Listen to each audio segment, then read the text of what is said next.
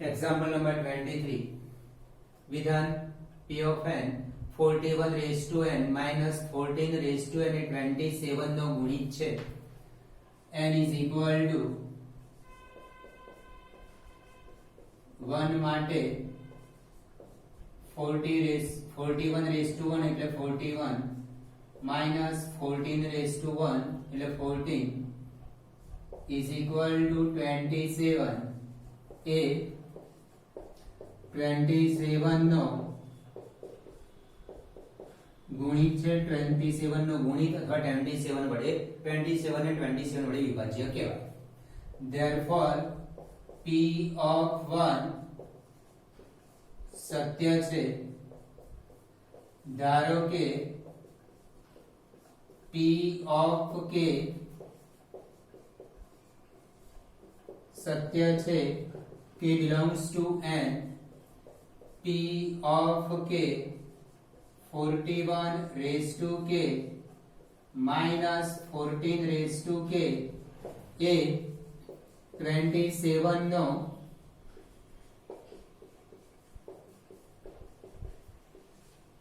ગુણિત છે.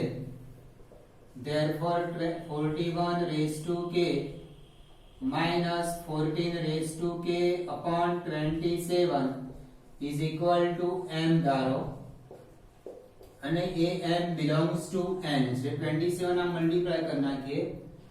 41 raised to k minus 14 raised to k is equal to 27n. therefore 41 raised to k is equal to 27n plus 14 raised to k. ત્રીજું p of k plus 1 સત્ય સાબિત કરવા n is equal to k plus 1 લેતા એટલે કે p of k plus 1 41 raised to k plus 1 minus 14 raised to k plus 1 એ 27 નો ગુણિત છે.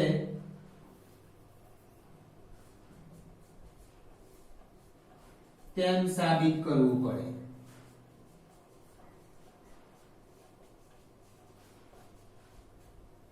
હવે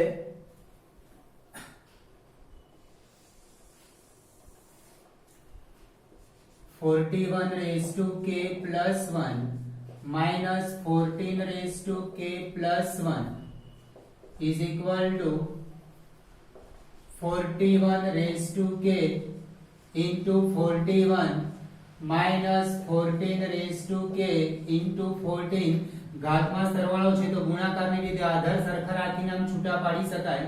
અહીંયા 41 raised to k ની કિંમત મૂકી દઈએ.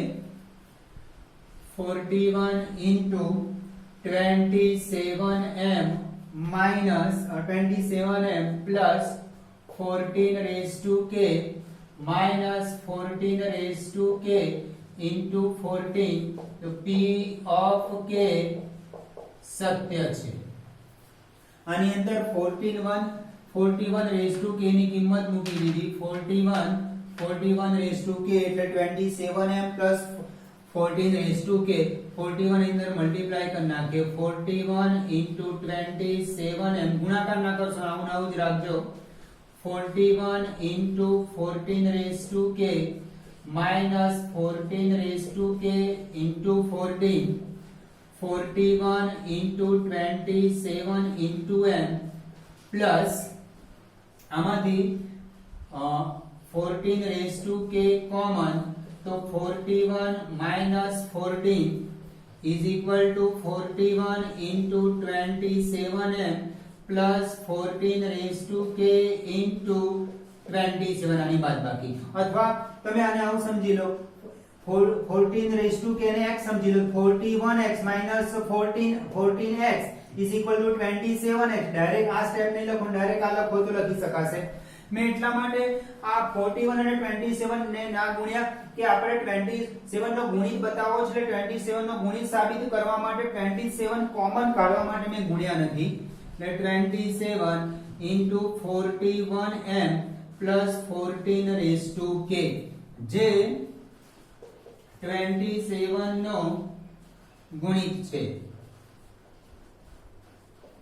Therefore p of k plus 1 સત્ય છે. Therefore ગાણિતિક અનુમાનના સિદ્ધાંત મુજબ p of n સત્ય છે પ્રત્યેક n belongs to n માટે.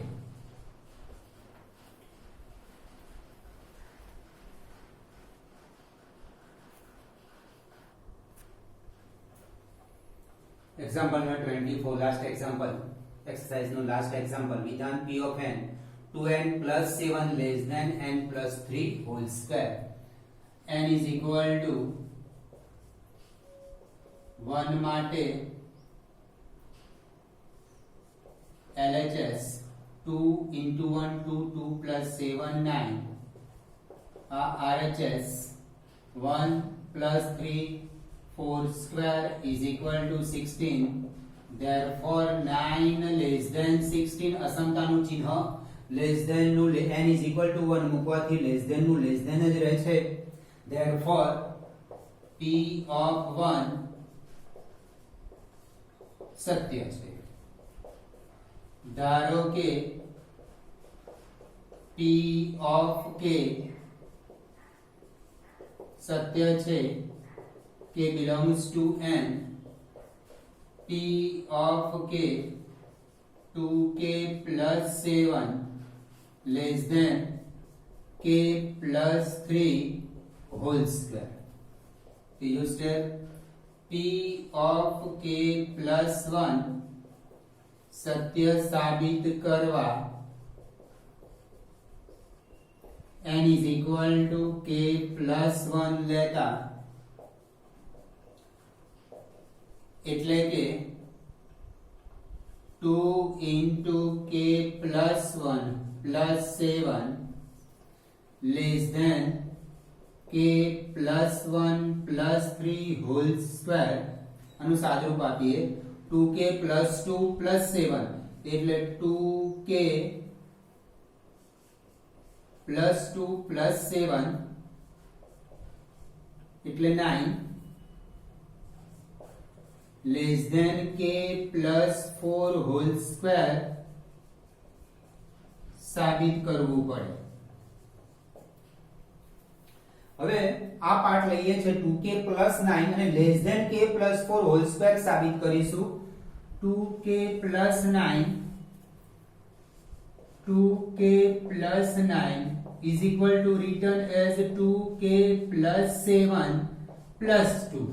2k plus 9 ને 2k 10 minus 1 લખી શકાય પણ એનો કોઈ ફાયદો નહીં થાય. કેમ એનો ફાયદો નહીં થાય? 2k plus 7 લખવાથી 2k plus 7 ની જગ્યાએ less than k plus 3 whole square લખાશે. આ જે બ્રેકેટ છે કૌંસ છે એની જગ્યાએ less than k plus 3 whole square લખાશે. એટલા માટે 9 ને 7 plus 2 એ રીતે લખ્યા, 10 minus 1 ના લખ્યા. less than k plus 3 whole square અને આ plus 2 તો as it is જ છે. આના કરતા આ પાર્ટ મોટો કેમ કે p of k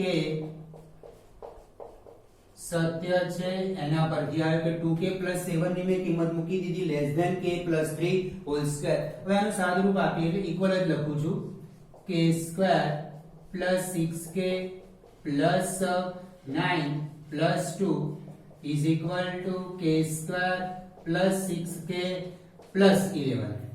હવે મારે સાબિત શું કરવાનું છે? less than k plus 4 whole square. k plus 4 whole square લાવો છે એનો અર્થ કે મારે k square plus 8k plus 16 હોવું જોઈએ તો જ હું k plus 4 whole square લખી શકું. k square plus 8k plus 16 હોય તો એની જગ્યા પર k plus 4 whole square લખી શકાય. k square તો છે તો k square plus 8k plus 16 plus 6k plus 11 minus 8k minus 16. મેં શું કર્યું કે k plus 4 હોલ સ્ક્વેર લાવવા માટે k સ્ક્વેર તો છે જ, 8k અને 16 નથી તો 8k અને 16 ઉમેરી દીધા અને 8k અને 16 બાદ કરી દીધા એટલે plus 8k plus 16 minus 8k minus 16 આ 6k plus 11 તો as it is છે એટલે આટલા ભાગને k plus 4 હોલ સ્ક્વેર લખાય. બાકીના પદ કયા રહ્યા 6k minus 8k minus 2k 11 minus 16 minus 5 is equal to k plus 4 whole square minus 2k plus 5. k plus 4 whole square અને minus 2k plus 5 આ પણ પ્રાકૃતિક સંખ્યા બનવા છે, આ પણ પ્રાકૃતિક સંખ્યા બનવાની છે. તો k plus 4 whole square માંથી કોઈ પ્રાકૃતિક સંખ્યા બાદ થાય તો એના કરતા k plus 4 whole square હંમેશા મોટો હોય. દાખલા તરીકે આ બાજુ 16 છે, આ બાજુ 16 છે તો બંને સરખા કહેવાય, પણ આ ડાબી બાજુના 16 માં હું 7 બાદ કરી દઉં તો આના કરતા આ ભાગ મોટો થયો, આના કરતા આ ભાગ મોટો થયો. આ 2k plus 5 belongs to n જ થવા એન કારણ કે k belongs to n છે એટલે 2k plus 5 n જ થવાનું એ પણ n માં જ આવશે. એટલે આ બાજુ k plus 4 whole square આ બાજુ k plus 4 whole square તો સરખું થયું, પણ ડાબી બાજુના k plus 4 whole square માંથી 2k plus 5 બાદ થાય છે એટલે ડાબી બાજુનો ભાગ નાનો થશે અને જમણી બાજુનો ભાગ k plus 4 whole square મોટો થશે. therefore p of k plus 1 સત્ય છે. therefore ગાણિતિક અનુમાનના